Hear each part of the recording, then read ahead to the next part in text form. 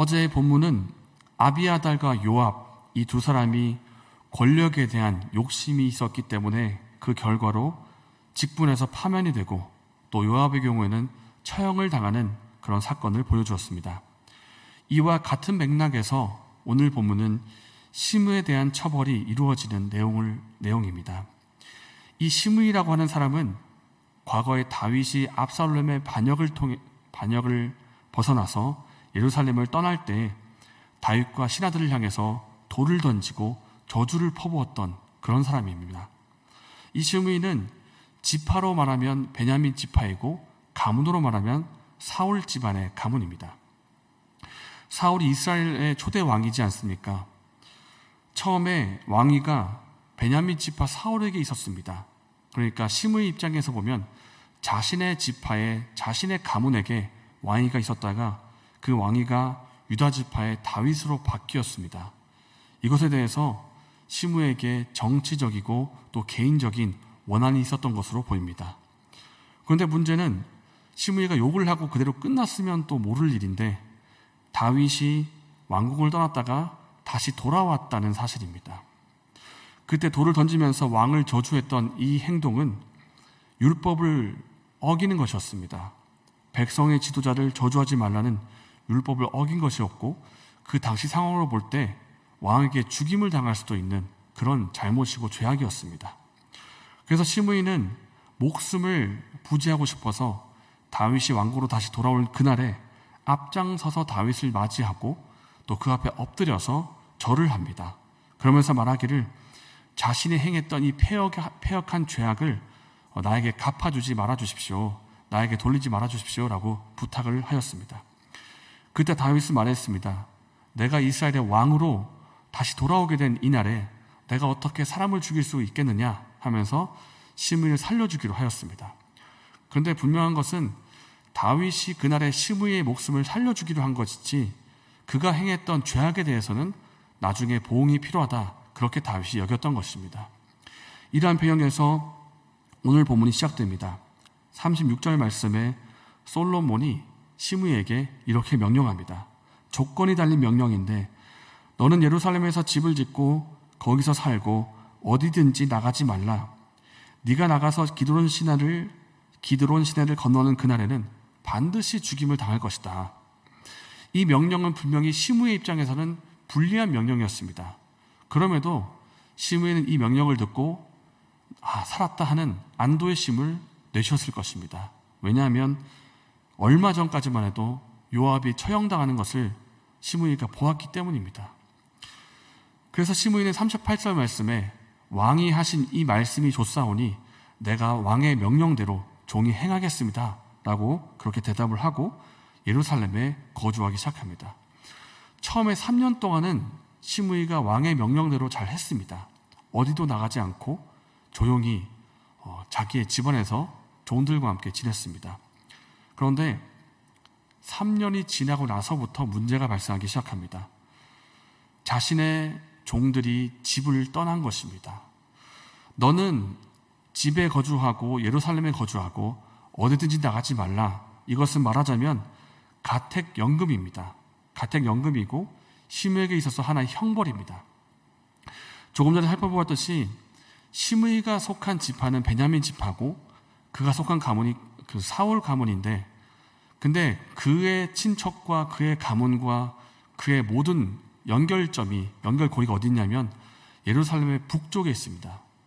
그러니까 예루살렘에 벗어나야지 그가 속한 친척이 있고 가문이 있고 재산이 있고 땅이 있고 모든 것들이 다 있는데 예루살렘에만 있고 나가지 말라라고 한 것은 그가 속한 친척과 가문과 땅과 모든 소유와 그 모든 연결고리를 끊는 것입니다. 그 모든 정치적인 영향력, 모든 그런 개인의 영향력을 다 끊고 집에만 있으라 그렇게 미연에 방제를 한 것입니다. 그래서 이러한 시므이를 가택연금에서 혹시 모를 사울 가문과 계속 교류를 하면서 정치적인 반영을 일으키지 못하도록 미연에 방제를 한 것인데 3년이 지나고 문제가 발생을 한 것입니다. 시므에게 속한 종이 2명이 있었는데 어느 날 시므의 집을 나가서 가출을 한 것입니다. 가출을 하고 가드 왕 아기스에게로 갔습니다. 이 아기스는 가드의 왕인데 종이 왕 앞에까지 갔다고 하는 것은 단순히 그 종들이 단순한 종이 아니었던 것을 말하고 있습니다. 시므의 집안 전반을 관리했다든지 혹은 시므에게 있어서 없으면 안 되는 종이었던 것 같습니다. 그래서 시므이가 도망간 종을 되찾으려고 집을 나섭니다. 나귀의 안장을 지우고 가드로 가서 거기 있던 종들을 다시 집으로 데리고 옵니다. 집 나간 종을 데리러 잠깐 나갔다가 그리고 다시 데리고 예루살렘에 돌아왔다. 이것은 겉으로 보면 정말 평범한 일인 것 같고 별 문제 없는 것 같습니다. 그러나 시므이는 이 일 때문에 죽게 됩니다. 왜 이 일이 문제가 되어서 시므이가 죽게 되었을까요? 결국 예루살렘 성읍을 떠났기 때문입니다. 어떠한 경우에라도 예루살렘을 떠나지 말라. 떠나는 그날에는 반드시 죽임을 당할 것이다. 그렇게 약속을 하고 맹세까지 했는데 결국 예루살렘을 떠났기 때문입니다. 사실 시므이는 이렇게 변명할지 모르겠습니다. 저는 단지 도망한 종을 데리러 나갔을 뿐입니다. 제가 어떠한 정치적인 목적이나 반역을 할 의도가 없었고 단순히 제 종들을 데리러 나갔을 뿐입니다. 이렇게 말할 수 있을지 모르겠지만 그러나 결국에는 시므이가 떠나지 말아야 할 예루살렘 성읍을 떠났다는 사실입니다. 예루살렘 성읍은 시므이의 입장에서 보면 하나의 도피성과도 같습니다. 도피성이 어떤 성읍입니까? 범죄한 자가 도피성으로 도망을 가면 그 성읍 안에서 생명을 부지할 수가 있다. 생명을 유지할 수 있다 하는 성읍 아닙니까? 시므이에 있어서 예루살렘 성읍은 도피성과도 같은 것입니다. 예루살렘이라는 도피성 안에 있어야 목숨을 유지할 수 있고 생명을 누릴 수가 있는데 이 정도는 괜찮겠지, 이 정도는 별 문제 없겠지 하는 생각으로 성읍을 떠난 것입니다. 스스로 구원의 길을 버린 것입니다. 이 정도는 괜찮겠지, 이 정도는 크게 문제가 없을 것이다. 그러나 죄는 여기서부터 시작이 되는 것입니다.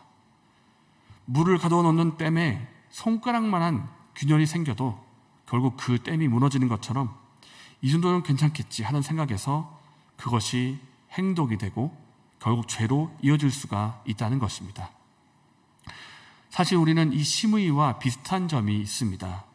시므이가 예루살렘 성 안에 있어야 생명을 누릴 수가 있듯이 우리는 예수 그리스도라고 하는 성읍 안에 있어야, 예수님이라는 울타리 안에 있어야 생명과 구원을 누릴 수가 있습니다. 그런데 우리는 가끔 혹은 자주 예수님이라고 하는 성읍과 울타리를 떠날 때가 있습니다. 시므이가 종이 필요하다면서 그 예루살렘 성읍을 떠나는 것처럼 나는 돈이 필요합니다. 나는 성공이 필요합니다. 나를 만족시킬 무언가가 저기 성읍 밖에 있습니다. 라고 말하면서 그것을 가지기 위해서 저는 이 성을 떠나야 되겠습니다. 그러면서 생명의 성, 구원의 성, 예수님의 울타리를 떠날 때가 있다는 것입니다. 그러면서 말합니다. 이 정도는 괜찮겠지. 이 정도는 눈 감아주시겠지. 그러나 어떠한 경우에라도 예수 그리스도 밖에는 생명이 없습니다. 예수님 밖에는 죄와 죽음뿐입니다. 이 말씀을 통해서 우리 자신을 한번 돌아보기를 원합니다. 혹 내가 최근에 이 정도는 괜찮겠지 하면서 죄를 허용하고 있진 않는지, 이 정도는 별 문제 없을 거야 라고 하면서 예수님의 품을 떠나고 있진 않은지 우리 자신을 한번 돌아보기를 원합니다.